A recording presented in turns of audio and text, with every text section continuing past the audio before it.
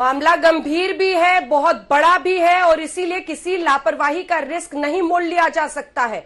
जो सर्वोच्च जांच एजेंसियां हैं दोनों देशों की, वो जुट गई हैं क्योंकि हर हाल में पता लगाना होगा।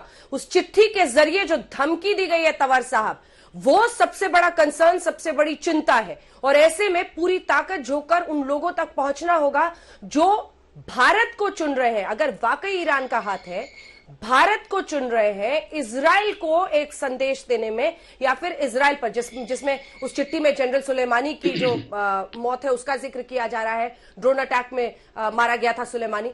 तो ये इसको समझकर ही पूरी जांच को आगे बहुत गंभीरता से लेना होगा। आपको ये जांच और ये तफ्तीश किस तरह से आगे बढ़ती हुई दिखाई दे रही है और क्या सबसे महत्वपूर्ण हो सकता है इस पूरे एपिसोड में? देखिए, ये इस वक्त हमारी जो राष्ट्रीय सुरक्षा स्थिति है, उस राष्ट्रीय सुरक्षा स्थिति को देखते हुए देश के अंदर ये कोशिश की जा रही है कि देश की बदनामी हो।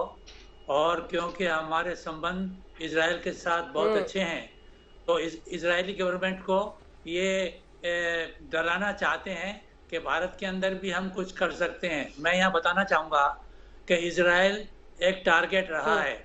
बहुत समय पहले एक इजराइल का पायलट F-16 का पायलट इंडिया आया था और वो पायलट यहाँ पे खो गया। और फिर उस पायलट की खोज भारत सरकार ने भी की, इजरायली एम्बेसी ने की, और बाद में पता लगा कि मनाली के अंदर उसका मर्डर किया गया। तो इजराइल जो है वो एक देश, हमारा मित्र देश है, और इस वक्त जो अंतर्राष्ट्रीय स्थिति है उसके अंदर ईरान और इजराइल के बीच में, क्योंकि इजराइल को ये लग रहा है कि ईरान 20% जो यूरेनियम का एनरिचमेंट कर रहा है और न्यूक्लियर वेपन्स बना रहा है, तो वो इजराइल के लिए बहुत बड़ा खतरा है। और ईरान जो है वो धमकी दे चुका है कि वो तेल अवीव और हैफा के अंदर अटैक करेगा। तो ऐसी स्थिति में ये जो घटना है बहुत गंभीर है। और इस घटना के अंदर मुख्य चीज ये है कि जो ये अब औरंगजेब रोड है, क्योंकि ये वीआईपी रोड है, इन्वेस्टिगेशन में ये भी देखना पड़ेगा कि क्या कोई वीआईपी मूवमेंट शाम को 5 बजे के करीब ये घटना हुई, कोई वीआईपी मूवमेंट भी होने वाला था या हुआ था। आगे दूसरी बात यह है कि जो 26 जनवरी के ऊपर ये घटना हुई है, उसमें उससे पहले प्राइम मिनिस्टर को एक धमकी पहले ही दी जा चुकी है, और उस धमकी में ये कहा गया था कि अगर हम इंदिरा गांधी को ठोक सकते हैं तो मोदी क्या है। तो ऐसी स्थिति में इस रोड पे ये घटना होना, इसमें ये जरूर है कि इजराइल को डराने की बात है, क्योंकि लेटर मिला है, लेटर में इजराइल के लिए किया गया, लिखा हुआ है एम्बेसडर के लिए। तो हमें इन्वेस्टिगेशन में ये देखना है कि ये कौन ग्रुप हो सकता है, और इसमें मेरा अनुभव ये है कि कॉम्बिनेशन इंटरनल और एक्सटर्नल दोनों का हो सकता है। क्योंकि आप ये देखिए कि पाकिस्तान के अंदर ऑलरेडी बात हो रही है कि इजराइल के खिलाफ एक्शन लिया जाए, क्योंकि वहाँ कहा जा रहा है कि वो इमरान सरकार इजराइल को मान्यता देने वाली है। तो ये जो हमारी स्थिति है इस समय, उस स्थिति में भारत को बदनाम करना और भारत को कमजोर करने का ये घटना है। इन्वेस्टिगेशन अच्छा होना चाहिए। इन्वेस्टिगेशन में ये मालूम होना चाहिए कि पैदल चल करके आए, गाड़ी से चल करके आए, क्या एक्सप्लोजिव है, आईईडी बनाने की जो दक्षता है वो।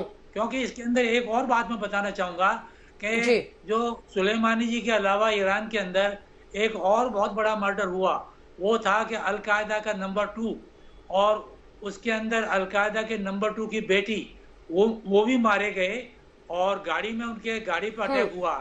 तो उस मर्डर के अंदर जो वहाँ के उसामा बिन लादेन की बहू थी, वो नंबर 2 की बेटी उसामा लेनी।